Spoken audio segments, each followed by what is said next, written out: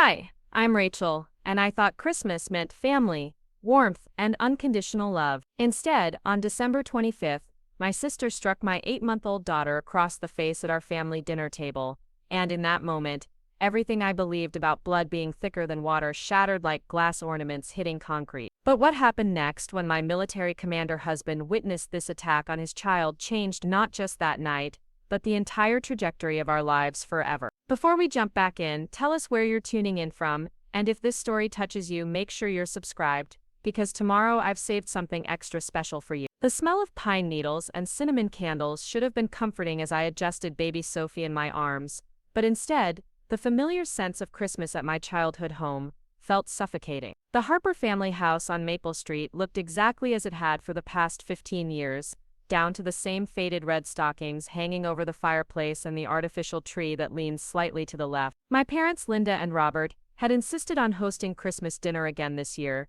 despite the fact that the house barely held our growing family comfortably. Jim sat beside me on the worn plaid couch, his military posture evident even in civilian clothes. Captain James Davis never truly relaxed, not even during holidays, and tonight I was grateful for that vigilance. His dark eyes swept the room methodically, taking in every detail the way he'd been trained to assess potential threats. At 32, he commanded respect wherever he went, but here in my family's living room, he was just the son-in-law who'd married their difficult daughter. Sophie gurgled contentedly against my shoulder, her tiny fingers grasping at the red velvet dress I'd chosen for her first real Christmas. At 8 months old, she was just beginning to sit up on her own, her bright blue eyes taking in the twinkling lights and colorful wrapping paper with wonder. She had Jim's strong jawline and my light brown hair, and watching her discover the world filled me with a fierce protective love I'd never experienced before. My sister Nicole swept through the front door like a winter storm, her designer coat still dusted with snow,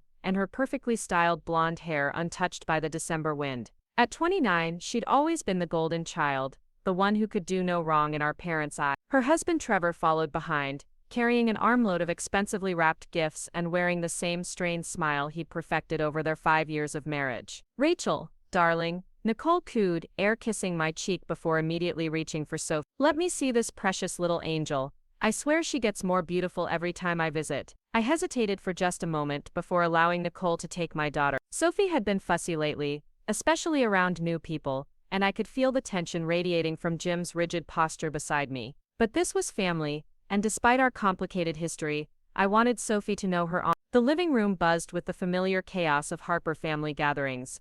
Dad retreated to his recliner with a beer, already tuning out the feminine chatter that would dominate the evening. Mom fluttered between the kitchen and living room, adjusting decorations that didn't need adjusting and fretting over side dishes that were already perfect. The artificial tree blinked its multicolored lights in the corner, casting dancing shadows across the walls covered in family photos that told the story of our childhood. Nicole bounced Sophie gently, making exaggerated faces that should have delighted any baby. Instead, Sophie's face began to scrunch up in that telltale way that meant tears were imminent. I started to reach for her, but Nicole turned away, continuing her animated performance. "She's just not used to new people," I explained, standing up to reclaim my daughter. "Let me take her for a minute."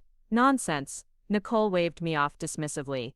"I'm her aunt. She needs to get comfortable with family. You can't coddle her forever, Rachel." Sophie's whimpers escalated into full crying, her little face turning red with distress. Jim shifted forward on the couch, his protective instincts clearly activated, but he remained seated, respecting my position as Sophie's mother to handle the situation first. "Nicole, please," I insisted, reaching out again. "She's hungry and tired. It's been a long day." "You're being ridiculous," Nicole snapped, her voice sharp enough to cut through Sophie's crying. "This is exactly why she's so clingy. You hover over her constantly instead of letting her learn independence." The criticism stung because it echoed comments Nicole had been making since Sophie's birth. According to my sister, I was too protective, too anxious, too involved in my daughter's care. She'd never had children herself, but that didn't stop her from offering endless unsolicited advice about parenting, usually delivered with the condescending tone she'd perfected in childhood. Sophie's cries grew more desperate, and I could see Jim's jaw tightening as he watched his daughter's distress. His hands gripped the edge of the couch cushion, knuckles white with restraint. In his world of military precision and clear command structures, there would be no question about a parent's authority over their child's well-being. "That's enough," I said firmly, stepping closer to Nicole. "Give her to me now." "You're creating a spoiled brat," Nicole declared, raising her voice over Sophie's wailing. This child needs to learn that she can't always get her way. The room fell silent except for Sophie's crying. Mom looked up from arranging cookies on a platter, her face creased with worry. Dad turned down the television volume, suddenly paying attention to the escalating tension. Trevor cleared his throat uncomfortably, shifting his weight from foot to foot. Then it happened. Nicole, frustrated by Sophie's continued crying and my insistence on taking her back,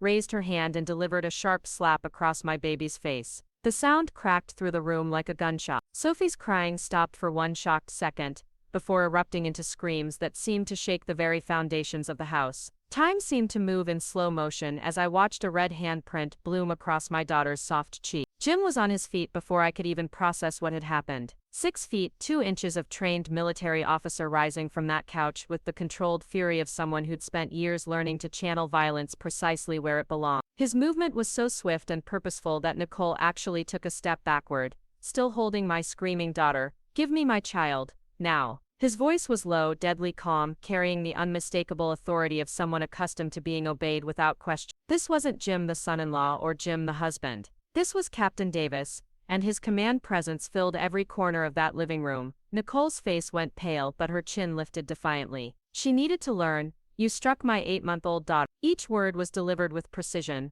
like verbal ammunition. "Remove your hands from her immediately." The temperature in the room seemed to drop 10 degrees. Jim's military training was evident in every line of his body, from his perfectly straight posture to the way his hands remained steady at his sides. He didn't need to raise his voice or make threats. The quiet intensity radiating from him was more intimidating than any shouting match could have been. I finally found my voice and my movement, rushing to take Sophie from Nicole's suddenly limp arms. My daughter's face was streaked with tears, the red mark on her cheek a stark reminder of what had just occurred. I pressed her close to my chest, feeling her tiny body shaking with residual sobs, and something fundamental shifted inside me. This was my child, my responsibility, my family to protect. "How dare you?" I whispered, staring at Nicole with a mixture of shock and rage I'd never felt before. "She's a baby. She's 8 months old." Nicole straightened her shoulders, attempting to regain her composure. I barely touched her. "You're being dramatic. Children need discipline, and since you're clearly not providing it,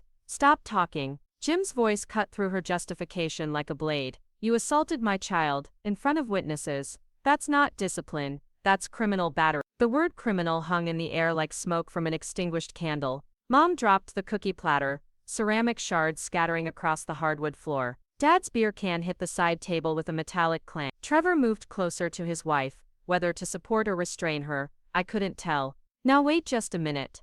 Dad finally spoke up, his voice carrying the bluster he always used when trying to take control of situations that had already spiraled beyond his management. "This is a family matter. Nicole didn't mean any harm. Babies cry. It's what they do." Maybe she got a little frustrated, but nothing. Jim's attention shifted to my father with the same laser focus he'd directed at Nicole. "Your daughter assaulted my child. There are no excuses, no justifications, and no family passes for battery. If this happened to any other child, in any other location, the police would already be involved." The word police seemed to wake Nicole from her shocked stupor. Her carefully maintained composure cracked, revealing the calculating mind underneath. "You're being ridiculous, Jim. I'm Sophie's aunt. I would never hurt her. She was crying and I was trying to get her attention. It was barely a I looked down at Sophie, who had finally stopped crying but was still hiccuping softly against my shoulder. The red mark on her cheek had faded slightly but was still visible, a physical reminder of the moment everything changed. This wasn't about family dynamics or parenting philosophies anymore.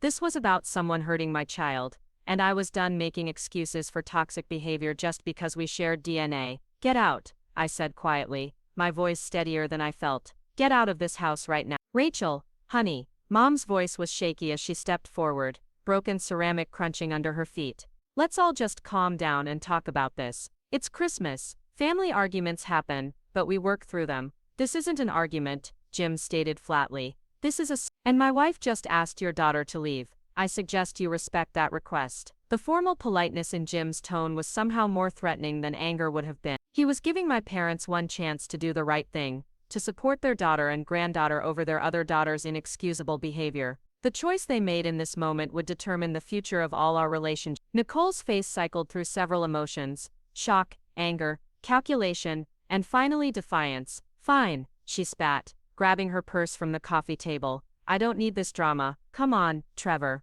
Let's go somewhere we're actually appreciated. Trevor hesitated, looking between his wife and the rest of us with obvious discomfort. For a moment, I thought he might speak up, might acknowledge that what Nicole had done was wrong. Instead, he grabbed their coats and followed her toward the door, mumbling something about calling later. As the front door slammed behind them, the silence that fell over the room was deafening. Sophie had settled into quiet sniffles against my shoulder, her small body finally relaxing now that the source of chaos had been removed. But the damage was done, and we all knew. Mom stood in the middle of her destroyed living room, surrounded by broken ceramic and the remnants of what should have been a perfect family Christmas. Her carefully planned dinner was cooling in the kitchen, the table set for 6 people who would never sit down together in peace again. "She's your sister," Mom said finally, her voice barely above a whisper. "She loves Sophie. She would never intentionally hurt her." "She slapped an 8-month-old baby across the face," I replied, each word feeling like I was speaking a foreign language. "There's no love in that action, Mom. There's no excuse for it." Dad cleared his throat, reaching for another beer from the cooler beside his chair. "Nicole's always been high-strung. She gets overwhelmed easily. Maybe she shouldn't have done what she did." Preparing and narrating this story took us a lot of time, so if you are enjoying it, subscribe to our channel. It means a lot to us. Now back to the story. But destroying the family over it seems The casual dismissal of what had happened hit me like a physical blow. This was exactly the pattern that had defined our family my entire life. Nicole's behavior excused, minimized, explained away, while everyone else was expected to accommodate her moods and outbursts. But this time was different. This time she'd crossed a line that couldn't be uncrossed. Jim moved closer to me, his hand settling protectively on my lower back. The warmth of his touch reminded me that I wasn't alone in this, that I had someone who would stand with me no matter what choosing the right path cost us. "We're leaving," I announced, adjusting Sophie in my arms. "Jim, can you get the diaper bag from upstairs?" "Rachel, please," Mom's voice cracked slightly. "Don't leave like this. It's Christmas. We can work this out." I looked around the room that had been the center of my world for so many years. The same furniture, the same decorations, the same family photos showing happier times when I still believed that love meant accepting unacceptable behavior. But Sophie's soft breathing against my neck reminded me that I was building a new family now, one where protection mattered more than peace, where doing the right thing took precedence over keeping everyone comfortable. "Some things can't be worked out, Mom," I said softly. "Some lines can't be uncrossed.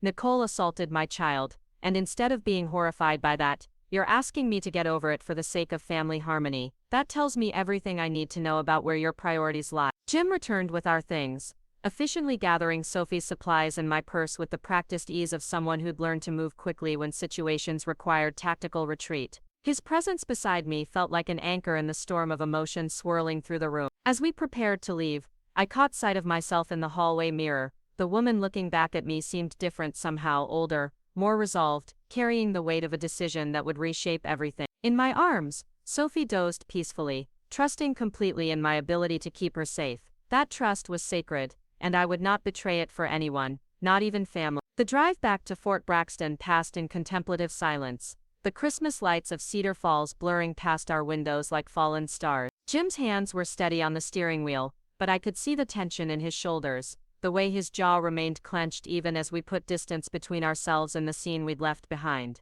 "Are you okay?" he asked finally as we pulled into our drive. I looked down at Sophie, sleeping peacefully in her car seat, her face unmarked now except for the faintest pink shadow where Nicole's hand had connected. She was safe, protected, completely unaware that her world had shifted fundamentally in the space of a single evening. "I will be," I answered, and for the first time since walking into that house, I believed it was true. Our base housing unit felt like a sanctuary as we carried Sophie inside, the familiar surroundings wrapping around us like a protective embrace. Jim moved through his evening routine with military precision, checking locks, adjusting the thermostat, ensuring our small world was secure. I settled into the rocking chair in Sophie's nursery, feeding her one last time before bed, watching her tiny fingers curl around mine with complete trust. As I placed her in her crib and watched her drift into peaceful sleep, I made a silent promise. No one would ever hurt her again while I had breath in my body to prevent it. No one would dismiss her pain or make excuses for those who caused it. She would grow up knowing that love meant protection,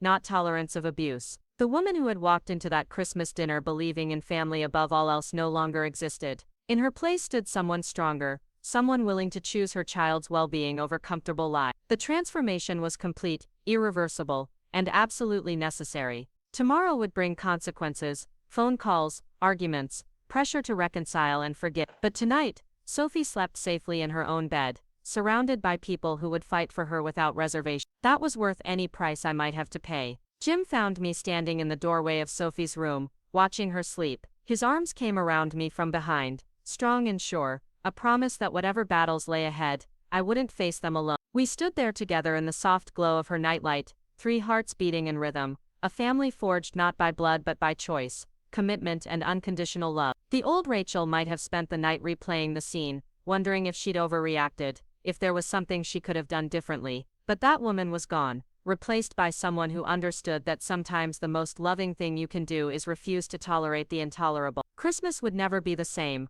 but maybe that wasn't such a terrible thing. Maybe it was time to create new traditions, new definitions of family, new ways of celebrating love that didn't require sacrificing pieces of your soul to keep the peace. As Jim and I finally headed to our own bedroom, I felt the weight of the evening settling into my bones, but it wasn't the crushing weight of defeat, it was the solid, substantial weight of a foundation being laid. Tomorrow would test that foundation, but tonight it was enough to know it existed. Sophie was safe, that was what mattered. Everything else was just details to be worked out by people who had finally learned the difference between family and relatives, between love and obligation, between keeping peace and keeping faith with what truly mattered. The transformation was complete. There was no going back. The morning after Christmas dawned gray and bitter, matching the hollow ache that had settled in my chest overnight. Sophie woke with her usual cheerful babbling, completely unaware that our world had fundamentally shifted while she slept. I lifted her from her crib, examining her face in the pale winter light filtering through the nursery window. The mark was gone,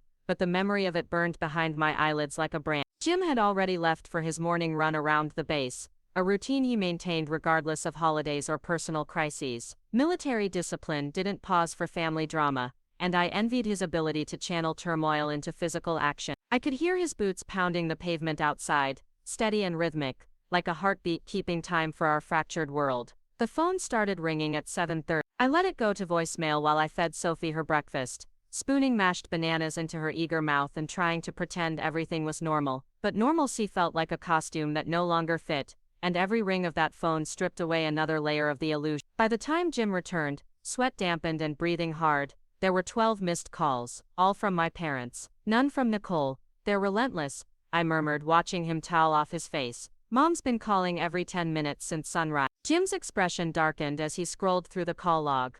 Have you listened to any of them? I shook my head, bouncing Sophie gently as she reached for the colorful toys hanging from her high chair. I'm not ready. Last night feels like a dream, but not the good kind. The kind where you wake up hoping none of it really happened. He moved behind my chair, his large hands settling on my shoulders with familiar warmth. But you know it did happen, and you know what you saw.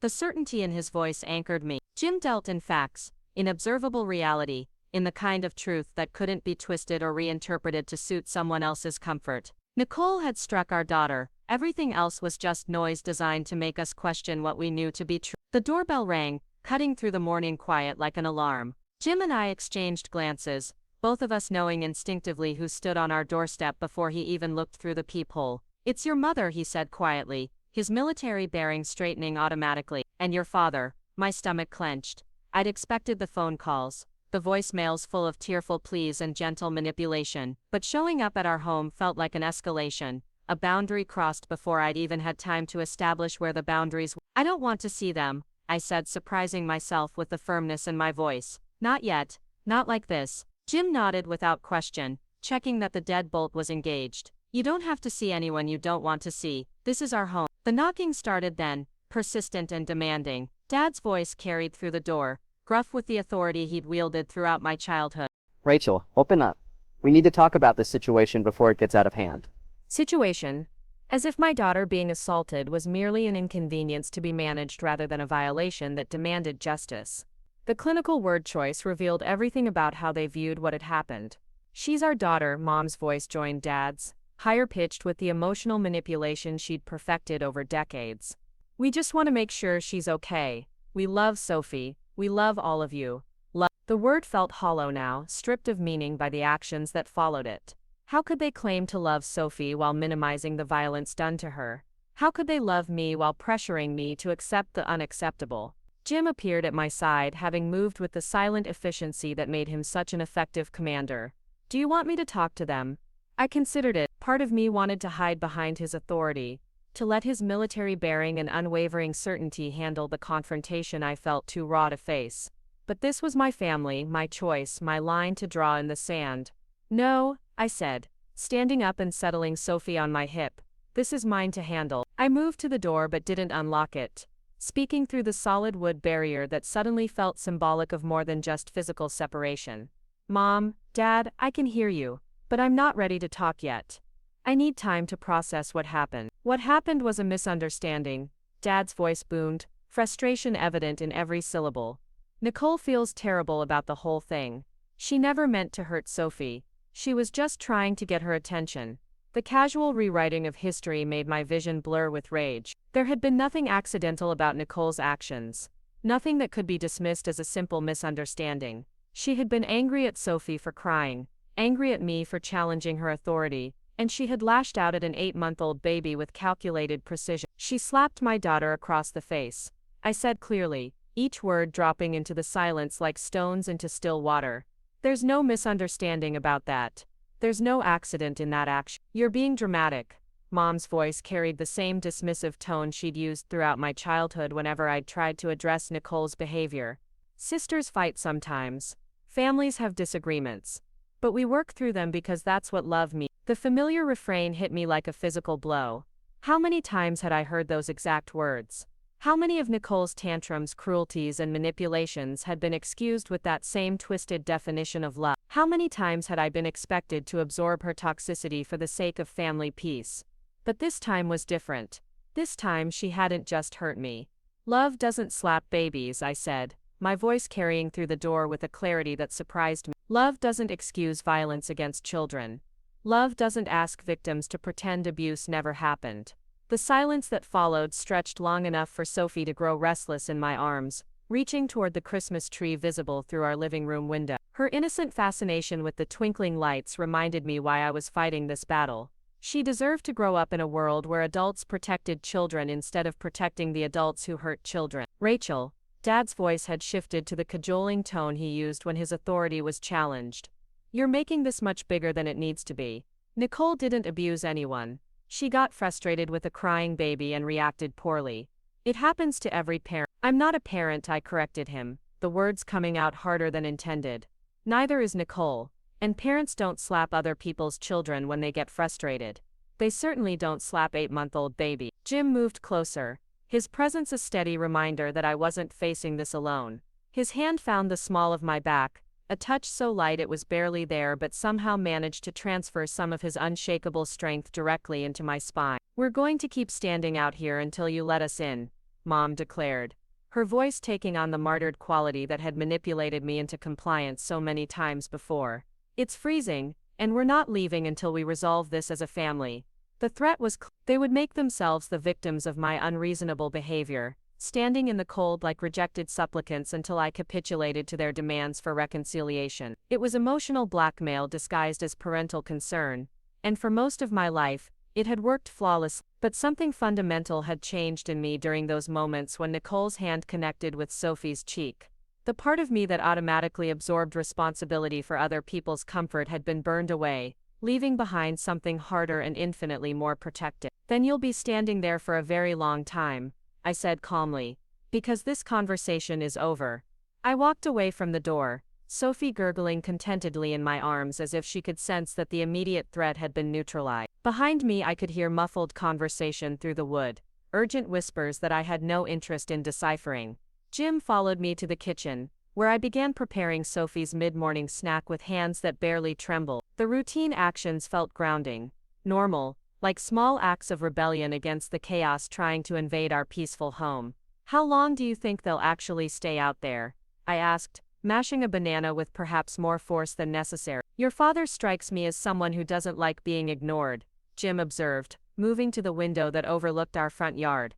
"But he also doesn't like looking foolish in public. Neighbors are starting to notice." I joined him at the window, Sophie balanced on my hip as we watched the small drama unfolding on our doorstep. Mom hunched deeper into her winter coat, shooting anxious glances at the neighboring houses where curtains twitched with curiosity. Dad paced small circles on our front walk, his face flushed with cold and irritation.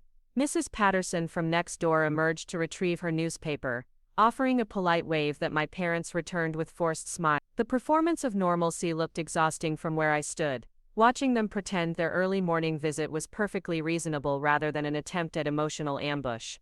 "They look ridiculous," I murmured, and was surprised to hear a note of satisfaction in my voice. Jim's mouth quirked upward in what wasn't quite a smile. "Good. Let them. Public pressure works both ways." 20 minutes later they finally retreated to their car, but not before Dad left a business card wedged in our front door. I retrieved it once their sedan disappeared around the corner, recognizing the name of our family pastor printed in conservative blue lettering. "Pastor Williams," I read aloud, turning the card over to find a handwritten note on the back. "He wants to mediate a family meeting tomorrow at 2 o'clock. Jim took the card from my fingers, studying it with the analytical attention he applied to military intelligence. "Interesting strategy. Bring in religious authority to pressure you into forgiveness and reconciliation." The calculated nature of their approach shouldn't have surprised me, but it did. Within 12 hours of the incident, they'd already formulated a plan to neutralize my resistance and restore the status quo. Pastor Williams was a gentle man who'd presided over my parents' church for nearly 2 decades, someone who believed deeply in the healing power of family unity and Christian forgiveness. He was also someone who'd never witnessed Nicole's private cruelties, never seen the calculating gleam in her eyes when she inflicted emotional damage on those closest to her. To him, this would look like a tragic misunderstanding between sisters who loved each other but had lost their way. "I'm not going," I said, the decision crystallizing as I spoke it aloud. "I don't need religious mediation to know that hitting babies is wrong." Jim nodded approvingly. "Your spiritual beliefs shouldn't be weaponized against your parental instinct." The phone rang again, displaying Pastor Williams's number with mechanical persistence. I let it ring, then watched as the voicemail notification appeared. 3 minutes later, it rang again, and by noon I'd received calls from Pastor Williams, my Aunt Margaret, Nicole's mother-in-law, and 2 of Mom's closest friends from church. The network was mobilizing, each caller delivering the same essential message wrapped in slightly different packaging. Families forgive each other. Children deserve relationships with their extended family. Christmas disagreements shouldn't destroy lifelong bonds. The coordinated nature of the campaign became clear when Katie Morgan called during Sophie's afternoon nap, her voice tight with indignation. "You need to know what's being said about you," she announced without preamble. Katie had been my closest friend since nursing school, someone who'd witnessed Nicole's behavior firsthand during years of social gatherings and family events. "I'm not sure I want to know," I admitted, settling into my favorite armchair with a cup of tea that had gone cold while I fielded phone calls. "Nicole's telling everyone that you've had postpartum depression since Sophie was born, that you're not thinking clearly, and Jim is encouraging your paranoia because he's never liked your family." The accusation hit like a physical blow, stealing my breath with its calculated cruelty. Postpartum depression was a serious condition that affected countless women, and weaponizing it to discredit my legitimate concerns about my daughter's safety felt like a new low, even for Nicole. "She's claiming that what happened last night was barely a tap to get Sophie's attention, and that you flew into an irrational rage because of your mental health issues," Katie continued, her voice getting harder with each word. According to her version, Jim threatened her and threw them out of the house for trying to help their unstable daughter. I closed my eyes, feeling the familiar weight of Nicole's manipulation settling around me like a suffocating blanket. She'd always been skilled at rewriting reality to cast herself as the victim, but this level of character assassination was breathtaking even by her standards. "People are buying it?" I asked quietly. "Some are," Katie admitted. "The ones who don't know Nicole well, or who want to believe the best about family situations. But anyone who's spent time around her is asking questions." Mrs. Patterson mentioned that she heard shouting and a baby crying from your parents' house last night. Tom Bradley said Nicole has a history of dramatic outbursts at church functions. The validation felt like oxygen to someone who'd been drowning. For hours I'd been questioning my own perceptions, wondering if the isolated environment of our military base housing had distorted my perspective on normal family dynamics. But Katie's words reminded me that other people had witnessed Nicole's behavior over the years, even if they'd remained politely silent about it. "What should I do?" I asked, hating the uncertainty in my voice. "You should trust your instincts," Katie said firmly. "You were there. You saw what happened." Sophie's face was red afterward. "Jim saw it too. Don't let them gaslight you into questioning your own reality." After Katie hung up, I sat in the quiet of our living room, watching winter sunlight slant through the windows and paint golden rectangles on the carpet. Sophie slept peacefully in her crib upstairs, trusting completely in my ability to keep her safe from harm. That trust felt sacred, inviolable. It didn't matter what stories Nicole told or what pressure the extended family applied. My primary obligation was to my daughter, not to the adults who'd failed to protect her when she needed them most. Jim found me there when he returned from his afternoon duties, still sitting in the same chair, staring at shadows that had shifted across the room as the day progressed. "Rough afternoon?" he asked, settling on the couch across from me. I filled him in on the phone calls, the coordinated campaign, Nicole's claims about my mental health. He listened without interruption, his expression growing darker with each detail. "Character assassination," he said finally, his voice carrying the flat certainty of someone who'd seen similar tactics employed in military conflicts. "When they can't dispute the facts, they attack the credibility of the witness. The worst part is that some people will believe her," I said, voicing the fear that had been growing all afternoon. "She's always been charming in public, and postpartum depression is real enough that people won't question it too closely." "Let them believe her," Jim said with shocking casualness. "Anyone who knows you will see through it immediately. Anyone who doesn't know you well enough to see through it doesn't matter." The simple clarity of his perspective cut through hours of anxious spiraling. He was right. The opinions of distant relatives and casual acquaintances couldn't protect Sophie from future harm. Only I could do that, and only by refusing to compromise on her safety for the sake of social harmony. That evening, as I bathed Sophie and got her ready for bed, I found myself studying her face with new intensity. She splashed happily in the warm water, completely absorbed in the simple pleasure of rubber ducks and gentle soap bubbles. Her cheek showed no trace of yesterday's violence, but I could still see it in my memory, still feel the shock of that moment when everything changed. "I won't let anyone hurt you again," I whispered as I lifted her from the tub, wrapping her in a soft towel that smelled like lavender and safe. "I promise you that, sweet girl. Mama's going to keep you safe." She gazed up at me with those bright blue eyes, her expression serious as if she understood the weight of the promise I was making. Then she smiled, that radiant toothless grin that made my heart expand until it felt too large for my chest. As I dressed her in pajamas covered with tiny elephants, I made a mental inventory of everything that mattered. Sophie's safety, Jim's unwavering support, the small but strong foundation of our nuclear family. Everything else was negotiable, including relationships I'd once believed were permanent fixtures in my life. The phone rang one more time as I settled Sophie into her crib, but I didn't even glance at the caller ID. Tomorrow would bring new pressures, new attempts to erode my resolve, new variations on the same essential demand that I sacrifice my daughter's well-being for the comfort of adults who should know better. But tonight Sophie was safe in her own bed, surrounded by people who would fight for her without reservation. That was enough. That was everything. Jim appeared in the doorway as I turned on the nightlight, his presence as steady and reassuring as gravity itself. Together we watched Sophie's breathing slow and deepen, her small body relaxing completely into sleep. "No regrets?" he asked softly. I thought about the question seriously, examining my heart for any trace of doubt or wavering. There was sadness there, a mourning for relationships that had died in the space between one breath and the next. There was anger, sharp and clean, at the adults who'd chosen comfort over courage. But there were no regrets. "None," I said, and meant it completely. We left Sophie's room together, closing the door softly behind us.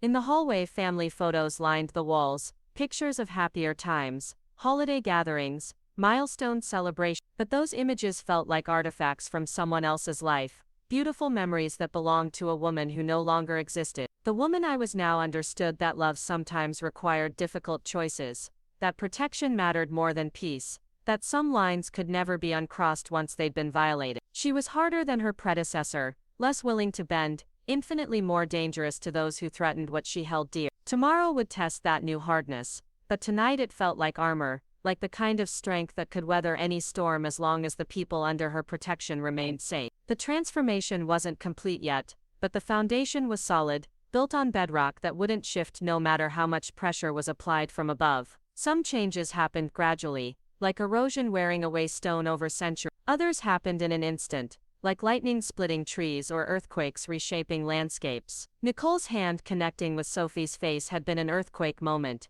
and I was still discovering the extent of the damage it had caused to the world I thought I understood. But from the ruins of that old world, something stronger was emerging, something that prioritized truth over comfort and courage over compliance. The old Rachel might have spent the night questioning her choices, wondering if there was a way to rebuild bridges that had been burned beyond repair. But that woman was gone, replaced by someone who understood that some bridges deserved to burn, that some relationships were too toxic to preserve, that some prices were too high to pay even for the illusion of family harmony. As Jim and I prepared for bed, moving through our evening routines with the comfortable synchronization of a partnership built on mutual respect and shared values, I felt something settle in my chest that I hadn't experienced in years. Perfect certainty that I was exactly where I belonged, protecting exactly who needed protection, making exactly the choices that honor demanded. The phone had finally stopped ringing. The house was quiet except for the gentle hum of the heating system and the distant sound of Sophie's steady breathing through the baby monitor. Our small world was secure,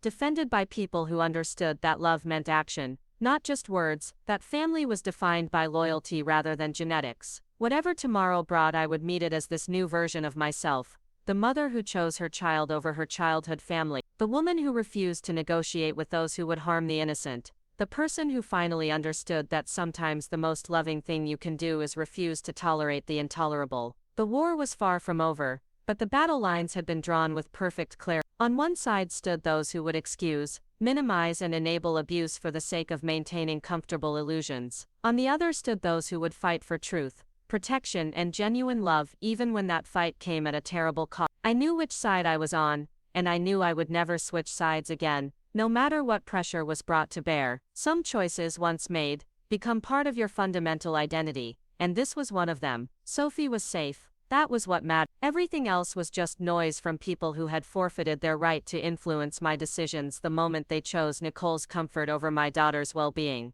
The transformation was accelerating, and there was no going back. The decision crystallized while I was washing Sophie's breakfast dishes, watching soap bubbles swirl down the drain like the remnants of my old life. For 3 days I'd allowed my family to control the narrative, to paint me as an unstable mother driven by postpartum delusions while they positioned themselves as the wounded party trying to restore peace. But I was done being reactive, done allowing others to define my reality. It was time to take control. Jim found me at the kitchen table with my laptop open, documents spread across the surface like evidence in a courtroom. Sophie sat in her high chair nearby, methodically destroying a piece of toast while I worked with the focused intensity that had carried me through nursing school. "What are you doing?" he asked, settling into the chair beside me with his coffee. "Building a case," I said without looking up from the screen. "If Nicole wants to play games with the truth, then I'm going to make sure everyone knows what the actual truth looks like." For the past hour I'd been compiling a comprehensive record of Nicole's behavior over the years. Every incident I could remember,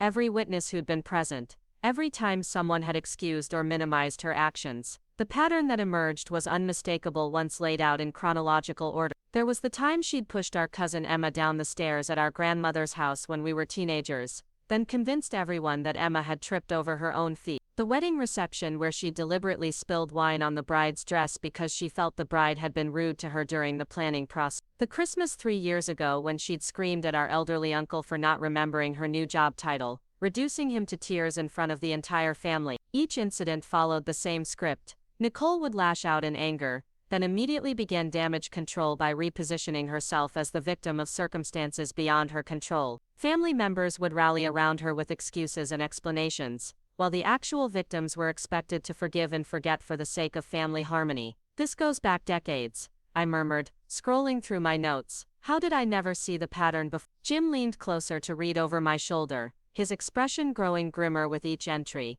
"Because you were trained not to see it. They've been conditioning you since childhood to accept her behavior as normal." The truth of his words hit me like cold water. I had been conditioned, systematically taught to doubt my own perceptions, whenever they conflicted with the family's official version of events. Nicole wasn't cruel, she was passionate. She wasn't manipulative, she was misunderstood. She didn't abuse others, she was simply someone who felt things more deeply than most people. But feeling things deeply didn't excuse slapping babies. Being misunderstood didn't justify decades of emotional terrorism, disguised as family dynamic. I opened a new document and began typing, my fingers moving across the keyboard with the same precision I'd once used to chart medications and document patient care. This time though I was documenting something far more personal and infinitely more important. The email I crafted was addressed to every member of our extended family, every friend who'd been present at family gatherings over the years, Every person who'd witnessed Nicole's behavior firsthand or heard the sanitized versions of her outbursts. The subject line was simple and direct. The truth about Christmas dinner. I didn't waste time with pleasantries or emotional appeals. Instead, I laid out the facts with clinical precision. The timeline of events on Christmas night, the physical evidence of Sophie's injury, the immediate aftermath, and my family's response. Then I expanded the scope, providing context through the documented pattern of Nicole's behavior over the years. Each incident was described factually, without editorial commentary or emotional language. I didn't need to convince anyone that Nicole's actions were wrong. The facts spoke for themselves when presented without the usual family filter that obscured their true nature. "You're really going to send this?" Jim asked, reading over the final draft. I thought about the question seriously, considering the consequences of such a decisive action. Sending this email would be a declaration of war against the family system that had protected Nicole at everyone else's expense for decades. There would be no going back, no possibility of reconciliation on their terms. But then Sophie laughed from her high chair, a sound so pure and joyful that it cut through my uncertainty like sunlight through clouds. She was counting on me to protect her, to ensure that what happened on Christmas night never happened again. That responsibility outweighed every other consideration. "Yes," I said, my finger hovering over the send button. "It's time people knew who they're really dealing with." The email went out at exactly noon, like a bomb detonating in the center of our family's carefully constructed mythology. I didn't have to wait long for the fallout to begin. The first response came from my Aunt Margaret within 20 minutes, a brief message that simply read, "I wish someone had documented this years ago. I'm sorry I never spoke up." Then came a flood of replies, some supportive, others defensive, all of them revealing how deeply the family's dysfunction had affected everyone who'd been forced to navigate Nicole's volatility over the years. Cousins shared their own stories of being targeted by her rage. Family friends admitted they'd stopped attending gatherings because they couldn't stand watching her behavior go unchallenged.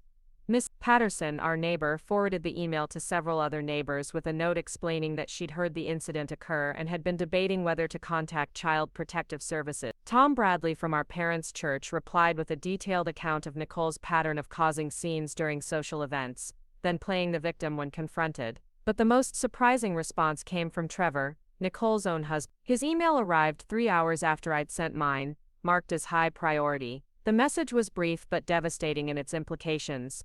"Rachel, I've been documenting Nicole's behavior for years because I was afraid no one would believe me if I ever needed to prove what she was really like. I have videos, photographs and recordings that support everything you've written. We need to talk."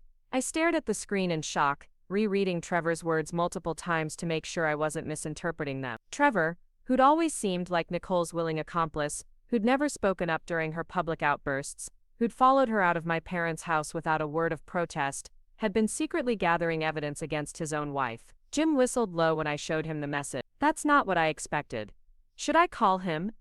I asked, uncertainty creeping into my voice. Trevor had been part of the family system for years, someone who'd enabled Nicole's behavior through his silence even if he hadn't actively supported it. "Yes," Jim said without hesitation. "But not alone. If he has evidence that supports your account, you need to see it. But you also need witnesses to whatever he tells you." Katie arrived 20 minutes after I called her, bringing the objective perspective of someone who'd observed our family dynamics from the outside for years. She settled into our living room with the focused attention of a nurse preparing to assess a complex case, ready to help me navigate whatever revelations Trevor might bring. The three of us sat around our coffee table when Trevor called, his voice crackling through the speakerphone with exhaustion and something that might have been relief. "I've been married to Nicole for 5 years, he began without preamble. "In that time, I've seen her assault 3 different children, destroy thousands of dollars worth of other people's property, and psychologically terrorize anyone who dares to challenge her version of reality." The words hung in the air like smoke from a house fire,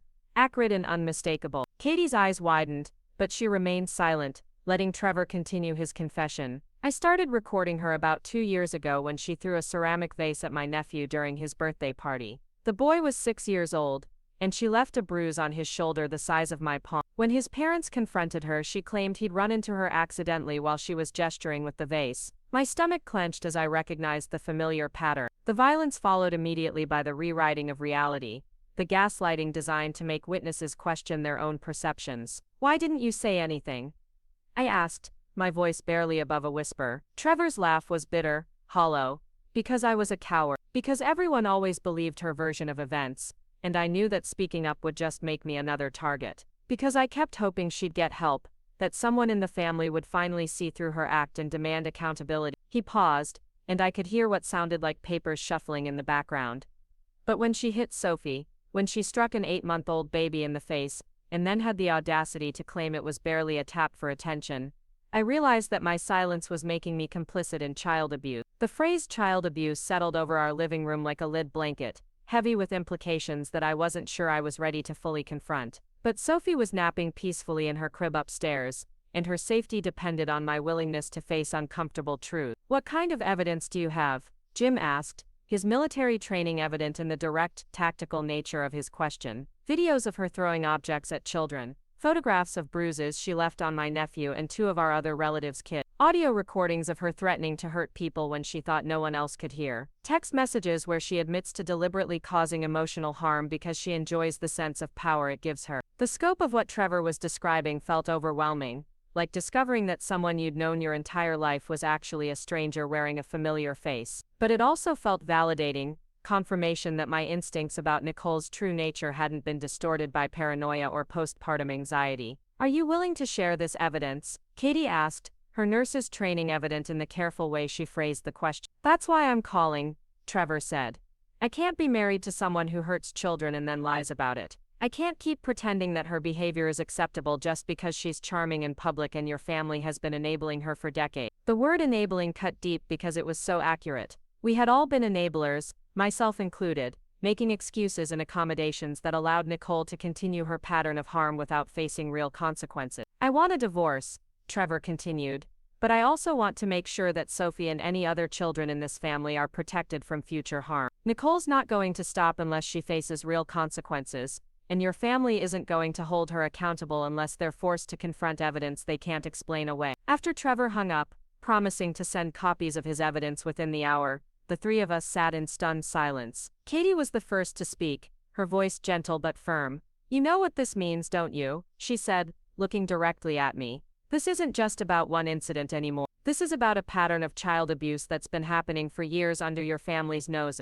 The implications were staggering. If Trevor's evidence was as comprehensive as he claimed, it meant that Nicole had been systematically abusing children within our family for years, while the adults responsible for protecting those children had looked the other way or actively covered up her action. It meant that Sophie's assault hadn't been an isolated incident born from holiday stress and baby-induced frustration. It had been the latest in a series of calculated attacks on the most vulnerable members of our family, attacks that had been enabled by a system of collective denial and misplaced loyalty. My phone buzzed with an incoming email from Trevor, the attachments so numerous that it took several minutes for them to download. When I finally opened the first video file, I had to close it again within seconds, unable to watch Nicole screaming at a terrified toddler who'd accidentally knocked over her drink. "I can't look at these," I admitted, pushing the laptop toward Jim.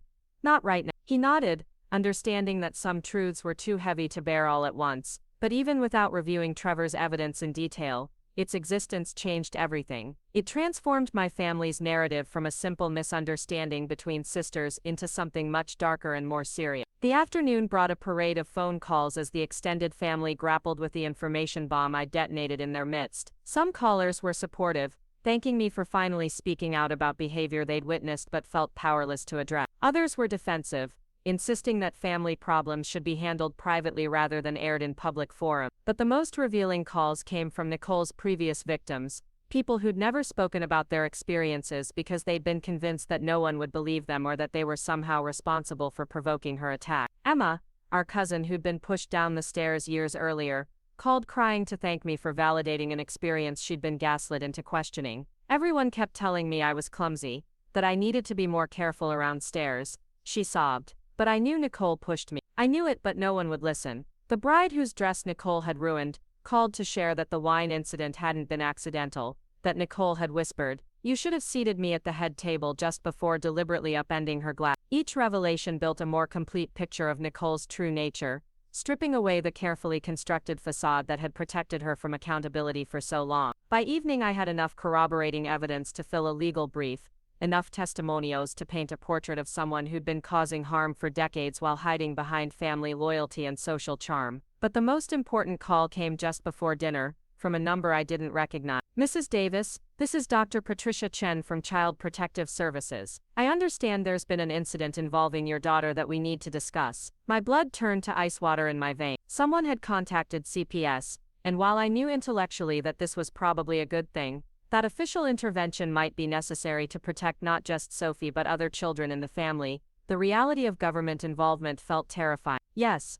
I managed, my voice steadier than I felt. There was an incident on Christmas night. I'd like to schedule a home visit to discuss the situation with you and your husband, Dr. Chen said, her tone professional but not unkind. Would tomorrow afternoon be convenient? After scheduling the appointment, I sat at our kitchen table feeling like the world had shifted on its axis once again. In the span of a single day, I'd gone from isolated victim to the center of a family-wide reckoning, from someone trying to protect her own child to someone who'd inadvertently exposed a pattern of abuse that implicated multiple perpetrators and victims. Jim found me there an hour later, still staring at my phone as if it might ring with more life-altering news. "How are you holding up?" he asked, settling beside me with the patient concern that had anchored me through every crisis we'd faced together. "I feel like I've opened Pandora's box," I admitted. "This morning I just wanted people to know the truth about what happened to Sophie. Now I'm discovering that what happened to Sophie was just the tip of an iceberg I never even knew existed." He nodded thoughtfully,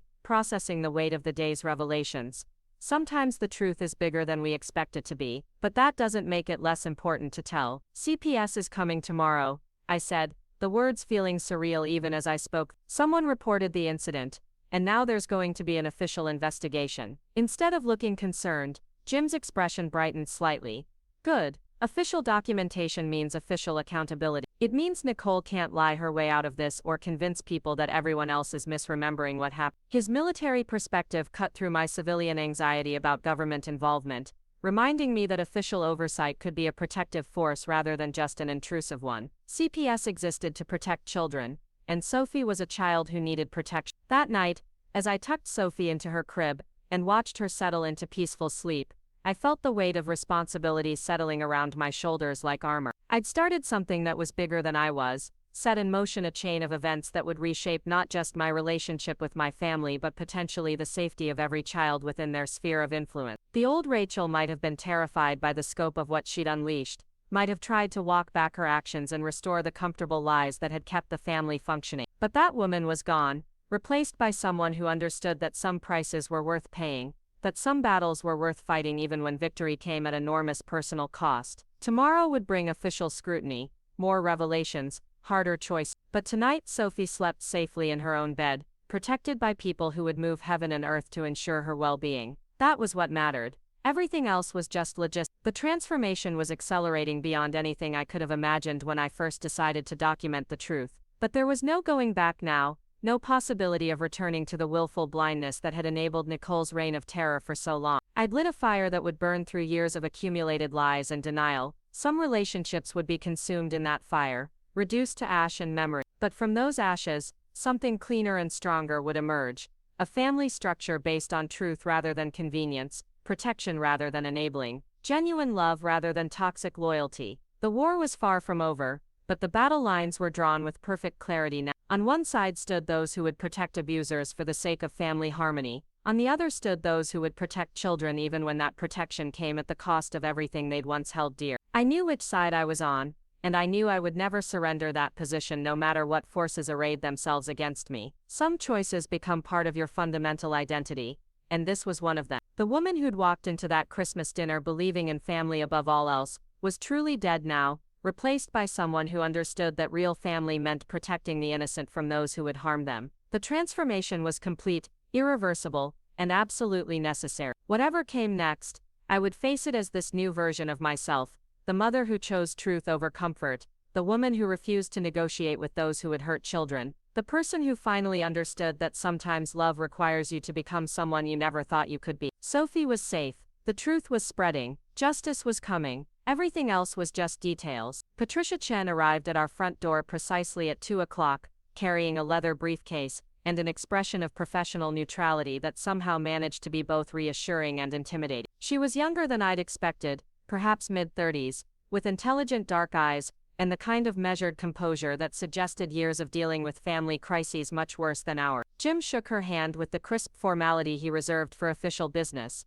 while I found myself smoothing Sophie's dress nervously as if her appearance might somehow influence the outcome of this investigation. Sophie, blissfully unaware of the gravity surrounding her, babbled cheerfully from her bouncer seat, reaching for the colorful toys that hung just within her grasp. "Thank you for meeting with me," Dr. Chen said, settling into our living room chair with practiced ease. "I understand this situation has been difficult for your family. I'm here to ensure that Sophie's well-being is protected while we sort through what happened." Her words were carefully chosen, professional without being cold, acknowledging the human element of our crisis while maintaining the objectivity her position required. I appreciated that she spoke about protecting Sophie rather than investigating us, framing her role as supportive rather than adversarial. "We've documented everything we can remember about the incident," Jim said, producing a folder that contained photographs, witness statements, and a detailed timeline we'd compiled over the past few days. His military background showed in the thoroughness of his preparation, the way he'd approached this meeting like a briefing rather than an interrogation. Chen accepted the folder with genuine interest, scanning through its contents with the speed of someone accustomed to processing large amounts of information quickly. Her expression remained neutral,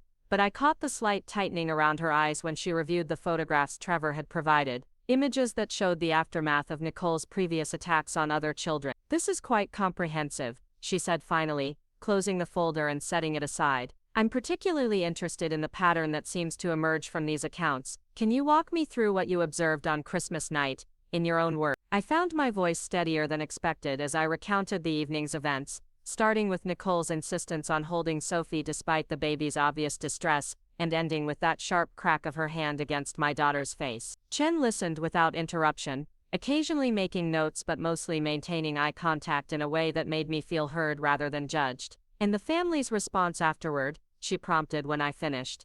"They minimized it," Jim answered when I hesitated. "Her parents treated it as a family disagreement rather than an assault on a child. They've been pressuring Rachel to reconcile and forget about the incident for the sake of family unity." Dr. Chen nodded as if she'd heard similar stories countless times before. "That's not uncommon in cases involving family members. There's often a strong desire to resolve issues internally rather than acknowledge that outside intervention might be necessary." She turned her attention to Sophie, who had managed to grab one of her hanging toys and was examining it with the intense focus that 8-month-olds brought to every new discovery. "May I observe her more closely? I'm not looking for anything specific, just getting a sense of her development and general well-being." For the next 20 minutes, Dr. Chen interacted with Sophie in ways that seemed casual but were clearly designed to assess her responses to strangers, her physical development, and her attachment to Jim and me. Sophie performed beautifully, if such a thing could be said about a baby simply being herself, smiling and babbling and demonstrating the kind of secure attachment that indicated she felt safe and loved in her home environment. "She's a delightful child," Chen said, making a final note in her file, "clearly thriving in your care. Now I need to ask some difficult questions about the broader family situation." What followed was an hour of detailed questioning about Nicole's history,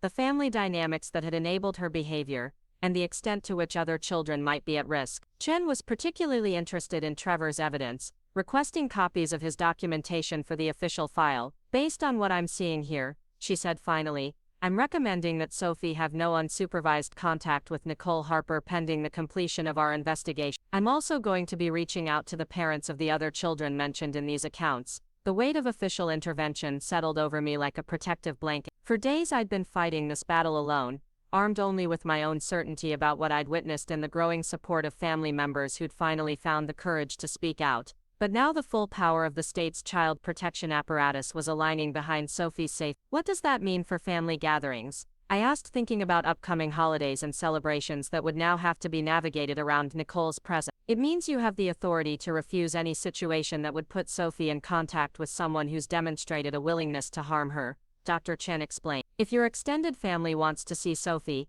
they'll need to choose between including Nicole or including your nuclear family in their events." The stark choice she outlined felt both empowering and terrifying. I was being given the tools to protect my daughter, but using those tools would require confronting family members who'd spent decades avoiding such uncomfortable ultimatums. After Dr. Chen left, promising to follow up within the week once she'd completed her initial interviews with other family members, Jim and I sat in our living room feeling like survivors of a natural disaster. The house felt different somehow, as if official recognition of our crisis had changed the very air we breathed. "How do you think that went?" I asked, bouncing Sophie absently as she began to show signs of late afternoon fussiness. "Better than I expected," Jim admitted.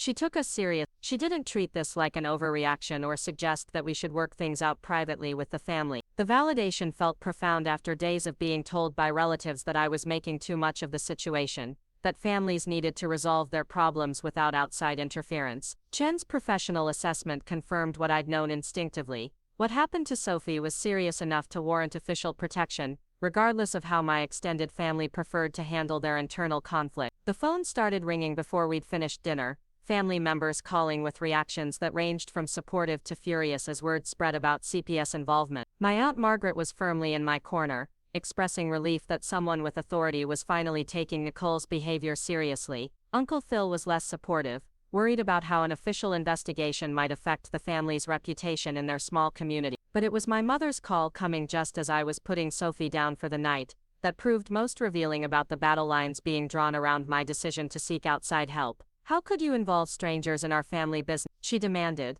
her voice shaking with a combination of fear and anger. "Do you realize what this could do to us, what people will think?" The focus on reputation over child safety told me everything I needed to know about her priority. Even faced with documented evidence of Nicole's pattern of abuse, even confronted with official confirmation that her granddaughter needed protection, Mom's primary concern was managing how the situation would look to their social circle. "I didn't involve anyone, Mom," I said, keeping my voice level despite the frustration building in my chest. "Someone who witnessed Nicole hitting Sophie reported it to CPS. That's what's supposed to happen when adults see children being harmed. But now there's going to be an investigation, interviews with the whole family, records that will follow us forever," she continued, as if the administrative burden was more important than the safety issues that had prompted the investigation. "Good," I said, the word coming out harder than I'd intended. Maybe if there had been official records years ago, Sophie wouldn't have been Nicole's latest victim. The silence that followed stretched long enough for me to wonder if Mom had hung up. When she finally spoke, her voice was cold in a way I'd never heard before. "You've changed, Rachel. This isn't the daughter I raised. The daughter I raised would never tear her family apart over a misunderstanding." The accusation hit like a physical blow because it was partially true. I had changed fundamentally and irreversibly. The woman she'd raised would have absorbed Nicole's violence in silence, would have made excuses and smoothed over the crisis to preserve family harmony. That woman would have sacrificed her own child's safety rather than face the uncomfortable reality of what her sister truly was. "You're right," I said quietly. "I have changed. I became a mother, and mothers protect their children, even when that protection comes at a cost that other people aren't willing to pay." After Mom hung up without saying goodbye, I found Jim in Sophie's nursery, standing beside her crib watching her sleep.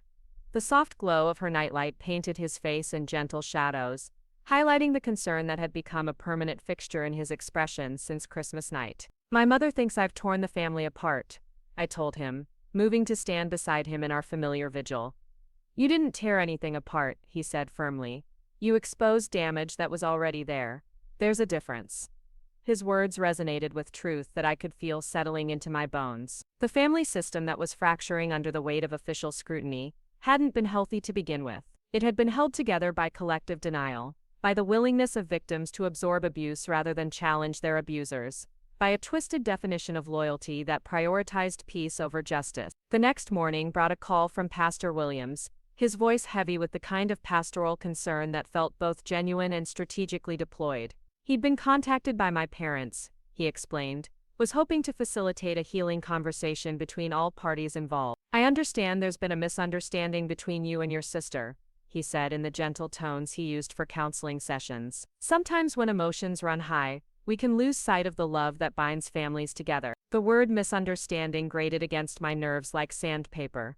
There had been no misunderstanding about Nicole's hand connecting with Sophie's face, no confusion about the red mark that had bloomed across my daughter's cheek, no ambiguity about the intent behind her action. "Pastor Williams, with all due respect, this isn't a misunderstanding," I said carefully. "This is about an adult assaulting a child. That's not something that can be resolved through family counseling." "I hear your pain, Rachel," he continued in the same measured tone, "but consider the possibility that forgiveness might be the path to healing. Your sister is struggling with her own challenges, and perhaps this is an opportunity for grace to transform a difficult situation." The suggestion that I should extend grace to someone who'd harmed my child while that person faced no consequences for her actions felt like a perversion of everything I understood about Christian love. Grace without accountability wasn't healing, it was enabling. Forgiveness without repentance wasn't reconciliation, it was surrender. I appreciate your concern, Pastor, I said finally, but my primary responsibility is to protect Sophie from further harm. That has to take precedence over family reconciliation. The disappointment in his voice was evident as he wished me well and promised to pray for our family's healing. After hanging up, I realized that even our spiritual community was aligning itself with the familiar pattern of protecting perpetrators while pressuring victims to absorb the cost of that protection. Katie arrived that afternoon with groceries and moral support, taking one look at my face and immediately putting the kettle on for tea. She'd been fielding her own calls from mutual acquaintances who'd heard about the investigation and wanted her perspective on whether I was overreacting to normal family drama. Half the people who've called me think you're a hero for finally standing up to Nicole, she reported, settling onto my couch with 2 steaming mugs.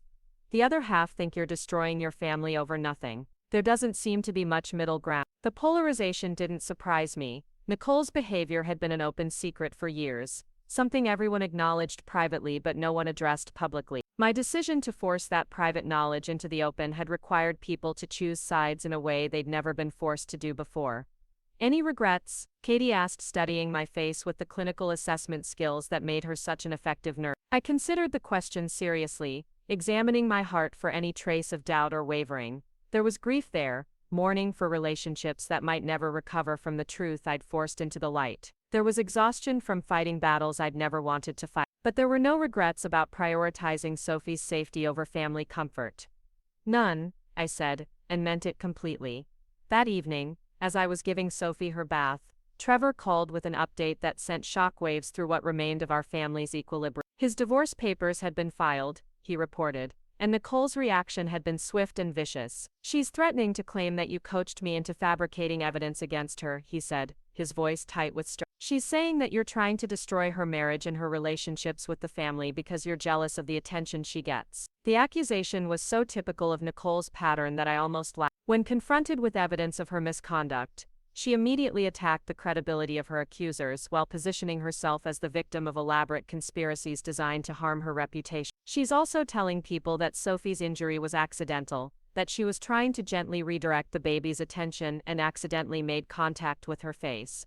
Trevor continued. According to her version, the whole thing has been blown out of proportion by your postpartum depression and Jim's military paranoia. The casual rewriting of history no longer surprised me, but the systematic nature of Nicole's counter-campaign was impressive in its scope and coordination. Within days of my truth-telling email, she developed a comprehensive narrative that portrayed her as the victim of family scapegoating while casting doubt on the mental stability of her accusers.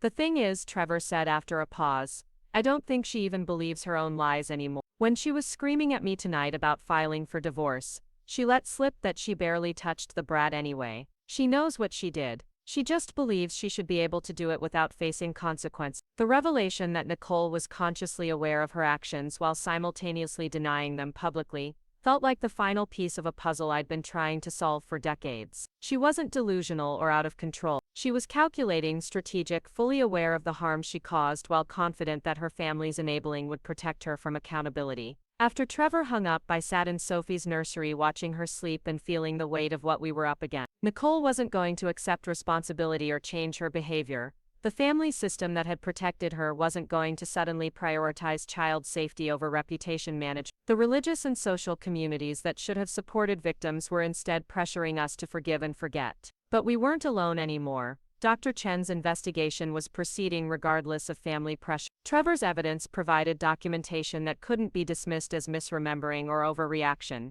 The extended family members who'd found the courage to speak out were creating a chorus of voices that was becoming harder to ignore. Most importantly, Jim and I were united in our commitment to Sophie's protection, creating an unshakable foundation that could weather any storm the opposition might generate. We'd drawn our line in the sand and fortified it with official support, legal documentation, and the kind of moral clarity that came from choosing children over abusers. The war was escalating, but we were no longer fighting it defensively. Every attack Nicole launched revealed more about her true nature to people who'd previously given her the benefit of the doubt. Every family member who pressured us to reconcile exposed their own complicity in a system that valued peace over protection. Jim found me sitting in the kitchen at midnight, staring out the window at the quiet base housing that surrounded us. The uniformed families sleeping in identical houses all around us understood duty, sacrifice, and the importance of protecting those who couldn't protect themselves. That understanding felt like armor against the moral confusion that seemed to plague my birth family. "Penny for your thoughts," he said, settling beside me with the patient presence that had anchored me through every crisis we'd faced together. "I'm thinking about how different our lives might have been if I'd recognized Nicole's true nature years ago," I admitted. "How many other children might have been spared if someone had held her accountable before now?" He nodded thoughtfully, processing the weight of generational enabling that had allowed Nicole's behavior to escalate unchecked for so long. "You can't save people retroactively, you can only protect the ones who need protecting right now." His words reminded me that dwelling on past failures to act wouldn't help the children who needed protection today. Sophie was safe because I'd chosen to see clearly and act decisively when it mattered most. That was what counted, not the years I'd spent looking away from uncomfortable truths about someone I'd been taught to love unconditionally. Tomorrow would bring new challenges, as Nicole's counter-campaign gained momentum and the family's pressure to reconcile intensified. But tonight Sophie slept peacefully in her own bed, protected by people who understood that some choices were non-negotiable, that some lines could never be uncrossed, that some battles were worth fighting regardless of their personal cost. The transformation that had begun on Christmas night was nearly complete. The woman who'd walked into that family dinner believing in loyalty above all else was gone, replaced by someone who understood that real loyalty meant protecting the innocent even when that protection required you to become someone your old family couldn't recognize or accept. The war would continue,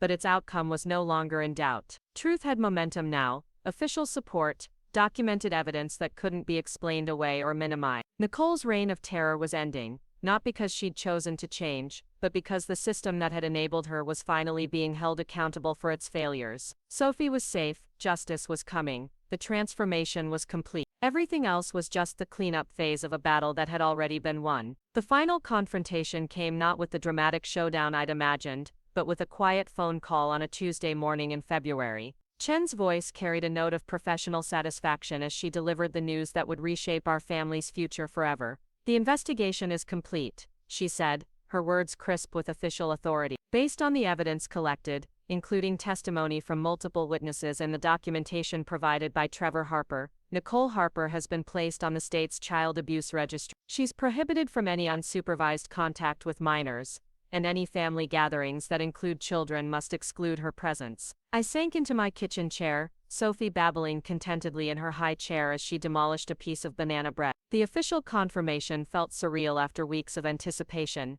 like watching storm clouds finally break into the sunshine you'd been waiting for but weren't sure would ever come. "What does this mean practically?" I asked, though part of me already knew the answer. "It means the state of North Carolina recognizes Nicole Harper as a threat to child welfare," Dr. Chen explained. "Any family member who allows her access to children in violation of these restrictions could face charges of child endangerment. The registry placement is permanent and will appear in any background check involving work with minors." The weight of official vindication settled over me like a warm blanket. For months I'd been fighting to make people understand that what happened to Sophie wasn't a misunderstanding or family squabble but genuine abuse that demanded serious consequences. Now the state had confirmed what I'd known instinctively that Christmas night when Nicole's hand connected with my daughter's face. Jim appeared in the doorway, having heard enough of my end of the conversation to understand its significance. His smile was quiet but deeply satisfied, the expression of someone who'd watched justice prevail despite overwhelming pressure to abandon the fight. After Dr. Chen hung up,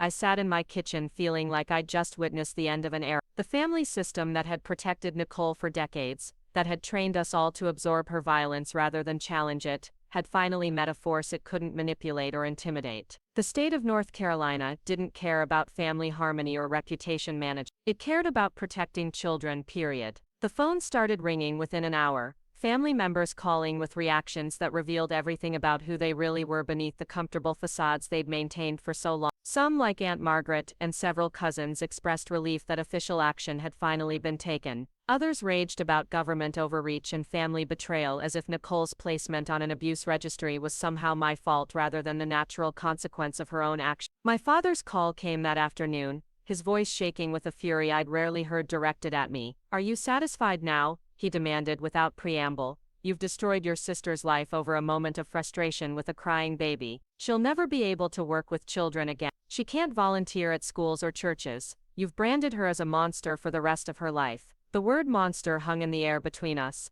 and I realized with crystalline clarity that Dad had finally spoken the truth accidentally. Nicole was a monster, someone who preyed on the vulnerable and relied on family loyalty to escape consequences. The registry hadn't branded her as something she wasn't. It had simply made visible what she'd always been. "I didn't destroy Nicole's life," I said quietly, bouncing Sophie gently as she began to fuss. "Nicole destroyed her own life by choosing to assault children repeatedly over the years. The registry is just documentation of choices she made." "She's family," Dad insisted, falling back on the argument that had enabled Nicole's behavior for decades. "Family forgives. Family protects each other. You don't turn your own blood over to government agencies. Family protects children," I corrected him. "Real family doesn't expect babies to absorb violence so that adults can avoid uncomfortable conversations. You had decades to hold Nicole accountable and you chose not to. Someone else had to do it." The silence that followed told me everything I needed to know about Dad's priorities. Even faced with official confirmation that his daughter was a documented child abuser, his anger was directed at me for reporting her rather than at her for abusing children. The moral inversion was so complete that I wondered how I'd ever expected different from him. When he finally hung up without saying goodbye,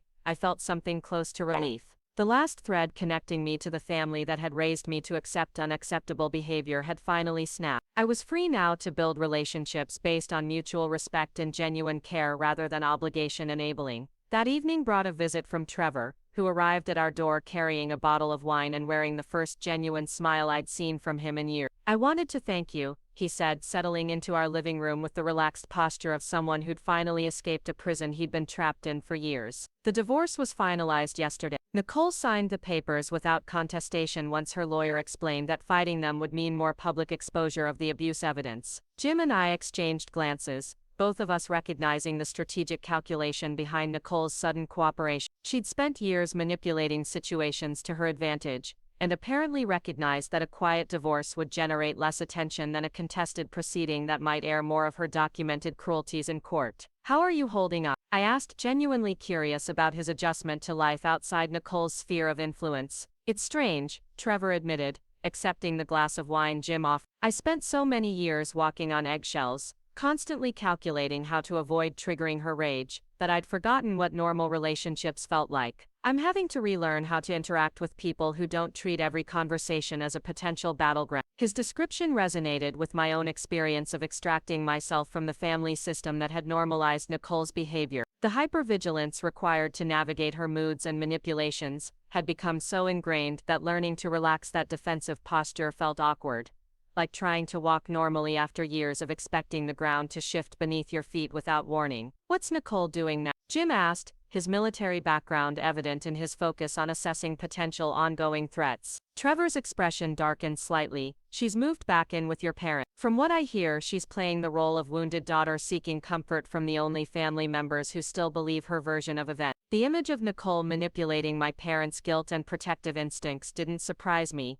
but it did clarify the battle lines that would define our family's future. Mom and Dad had chosen to shelter someone the state recognized as a child abuser rather than acknowledge the documented pattern of violence they'd enabled for decades. Spring arrived early that year, bringing with it a sense of renewal that felt symbolic of the transformation our lives had undergone since Christmas. Sophie had begun pulling herself up to standing, exploring our house with the fearless curiosity of a child who'd never known anything but love and protection. Watching her discover the world filled me with fierce gratitude for the choice I'd made to prioritize her safety over family harmony. The extended family had sorted itself into clear camps by then, with about half maintaining relationships with Nicole and my parents while the other half aligned themselves with Jim, Sophie, and me. Holiday celebrations required careful coordination to ensure that events remained child-safe, but the clarity of the boundaries actually made social planning easier than it had been when everyone was expected to pretend Nicole's behavior was acceptable. Easter Sunday brought the first real test of our new family structure.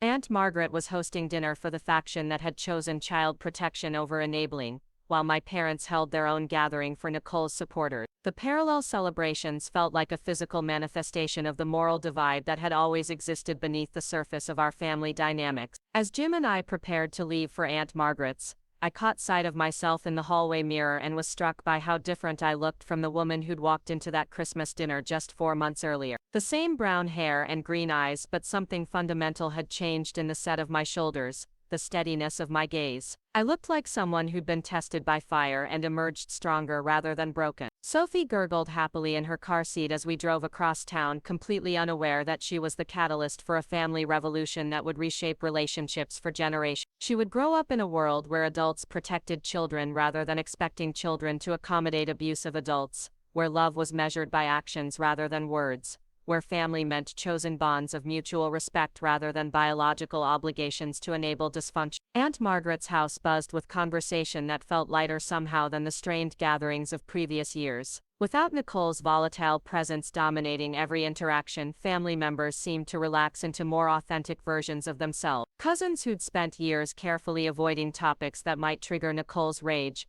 found themselves laughing freely for the first time in memory. Emma, the cousin Nicole had pushed down the stairs years earlier, sought me out during dessert to express gratitude that still moved me to tears. "I've carried shame about that incident my entire adult life," she said quietly, bouncing Sophie on her knee while the baby reached for her dangling earring. "Being gaslit into believing I was just clumsy, that I'd somehow brought the attack on myself by being careless, affected every relationship I've had since then. Seeing you stand up for Sophie gave me permission to finally believe my own memories about what really happened." The ripple effects of breaking our family's silence about Nicole's behavior extended far beyond Sophie's immediate protection. Adult relatives who'd been victimized as children were finally able to process trauma they'd been taught to minimize or forget. The official validation of Nicole's abusive nature had given them permission to trust their own perceptions rather than the family's sanitized version of history. As spring turned to summer, life settled into rhythms that felt more solid and sustainable than anything I'd experienced during my childhood. Jim's military career provided structure and purpose,